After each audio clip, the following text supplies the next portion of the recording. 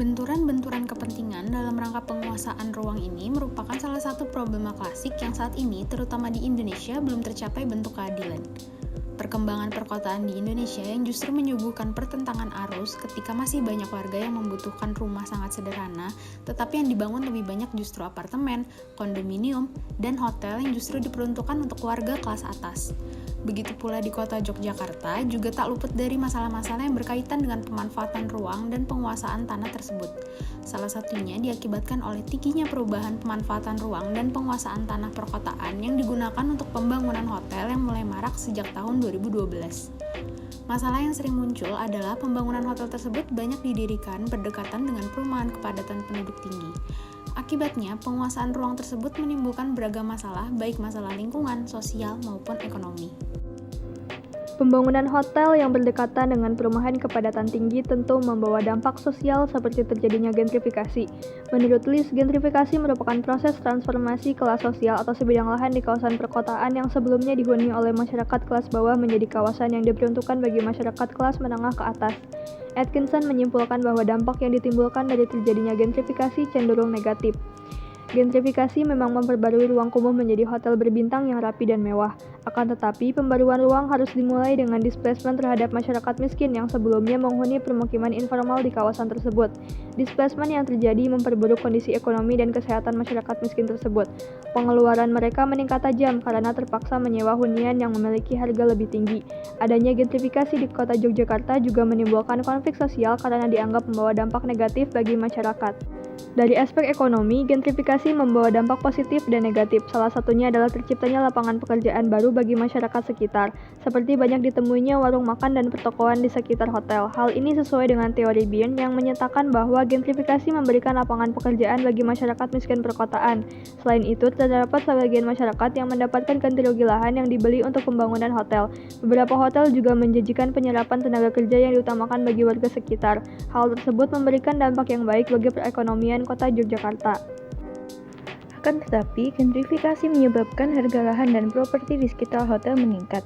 Menurut Atkinson, displacement akan memberikan dampak ekonomi yang buruk bagi kawasan sekitar hotel, seperti berkurangnya sumber pendapatan, berkurangnya hunian informal yang murah, dan meningkatnya biaya transportasi. Selain itu, masifnya pembangunan hotel di kota Yogyakarta juga berdampak pada lingkungan, khususnya air tanah. Eksploitasi air tanah yang dilakukan oleh hotel-hotel di kota Yogyakarta dapat menyebabkan keringnya sumur warga di sekitar kawasan perhotelan. Jika eksploitasi air ini dilakukan secara luas dengan jangka waktu yang lama, dapat menyebabkan badan air di permukaan tanah seperti danau dan sungai mengering. Selain itu, penurunan ketinggian permukaan tanah dapat terjadi. Masifnya pembangunan hotel di kota Yogyakarta tidak terlepas dari peran pemerintah. Pemerintah kota Yogyakarta memiliki visi untuk menjadikan kota Yogyakarta sebagai daerah tujuan wisata terkemuka di Asia Tenggara. Hal ini didukung dengan kemudahan pengurusan izin mendirikan bangunan. Kemudahan tersebut memberi sinyal dibukanya keran usaha untuk para investor berinvestasi di kota Yogyakarta agar terjadi pertumbuhan ekonomi. Ditinjau dari aspek sosial, menurut saya pernyataan Atkinson bahwa gentrifikasi lebih banyak menimbulkan dampak negatif benar adanya. Secara empiris, gentrifikasi memang membawa masalah serius bagi kaum kota yang utamanya disebabkan oleh proses displacement. Hal ini terbukti melalui dampak negatif yang ditimbulkan seperti menurunnya kemampuan ekonomi masyarakat miskin yang sebelumnya tinggal di area gentrifikasi. Terjadinya konflik sosial, meningkatnya kesenjangan sosial antara masyarakat kelas bawah dan kelas menengah atas. Lapangan pekerjaan yang tercipta juga sulit diakses oleh masyarakat miskin. Adapun pekerjaan yang dapat diakses, hanya pekerjaan informal yang tidak bisa memberikan kesejahteraan layak. Pemerintah setempat perlu lebih tegas dan mendengarkan suara masyarakat terdampak dalam menyikapi fenomena gentrifikasi ini. Ditinjau dari aspek ekonomi, kota Yogyakarta sebagai destinasi pariwisata menjadi daya tarik yang menjanjikan bagi investor untuk membangun hotel secara masif.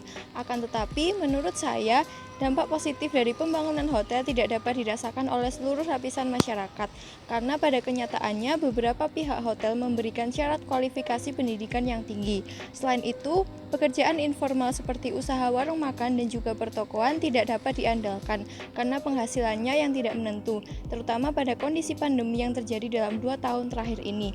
Dengan demikian, gentrifikasi cenderung memberikan dampak negatif bagi masyarakat setempat.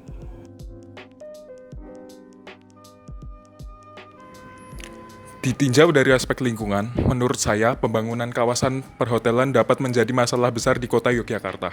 Kekeringan, kelangkaan air bersih, dan penurunan permukaan tanah mengancam kota pendidikan dan wisata dengan jumlah penduduk yang besar ini. Masalah ekonomi dan kesehatan akan bermunculan apabila kota ini mengalami kelangkaan air bersih. Sektor industri dan perhotelan akan mati karena kekurangan air bersih. Jika sektor hotel dan industri mati, maka pendapatan kota Yogyakarta pun juga akan menurun. Yang kedua, air memiliki peran penting dalam sektor kesehatan. Mandi, cuci tangan, dan aktivitas bersih-bersih lainnya membutuhkan air bersih. Semakin sedikit air bersih, semakin berkurang pula intensitas bersih-bersih masyarakat. Semakin berkurang intensitas bersih-bersih masyarakat, menyebabkan bertambahnya kemungkinan mereka terserang penyakit. Hal ini juga dapat mengurangi invulnerabilitas atau daya tahan suatu kota terhadap pandemi. Oleh karena itu, pemerintah kota Yogyakarta perlu mencegah masalah lingkungan ini terjadi. Ditinjau dari kebijakan pemerintah, kepentingan aktor pemerintah untuk menjadikan kota Yogyakarta sebagai daerah tujuan wisata terkemuka di Asia Tenggara dengan berbagai kemudahan yang menyertainya, ternyata berdampak pada masifnya pembangunan hotel yang kian tak terkendali. Akibatnya, kemudian adanya berbagai dampak negatif yang timbul dari pembangunan hotel tersebut dan timbulnya berbagai aksi penolakan yang dilakukan oleh masyarakat maupun oleh organisasi pemerhati lingkungan. Oleh sebab itu, pemerintah perlu menetapkan kebijakan yang tidak hanya berpihak pada salah satu kepentingan, tetapi juga mempertimbangkan berbagai aspek dalam menentukan pembuatan kebijakan. Sistem administrasi proinvestasi dan kekosongan rencana detail penataan ruang membuat IMB yang terbit memicu gentrifikasi. Untuk mengatasi hal tersebut, pemerintah perlu meninjau ulang lokasi-lokasi yang telah diterbitkan IMB-nya. Apabila terdapat permukiman, pemerintah perlu mencabut IMB yang telah diterbitkan dan hanya akan mengeluarkannya kembali ketika pemohon IMB telah memberikan ganti rugi yang mencukupi. Pemberian izin perubahan pemanfaatan tanah harus didasarkan pada berbagai perhitungan jangka panjang yang dapat dipertanggungjawabkan, bukan hanya berdasar pada permintaan kelompok tertentu demi kepentingan ekonomi semata. Dari segi lingkungan, kota Yogyakarta perlu menjaga ketinggian air tanah dangkal. Untuk rekomendasi dengan skala kawasan, pihak hotel harus membuat sumur resapan air hujan seluas sumur air yang dibuat oleh pihak hotel. Untuk skala kota, Kota Yogyakarta perlu menerapkan konsep zero runoff.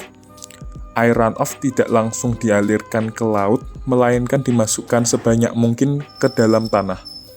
Pembuatan embung dan pengembalian fungsi lindung daerah pinggir sungai pun harus dilakukan untuk membantu penyerapan air ke dalam tanah, serta RTH lainnya perlu dijaga jumlah persentasenya.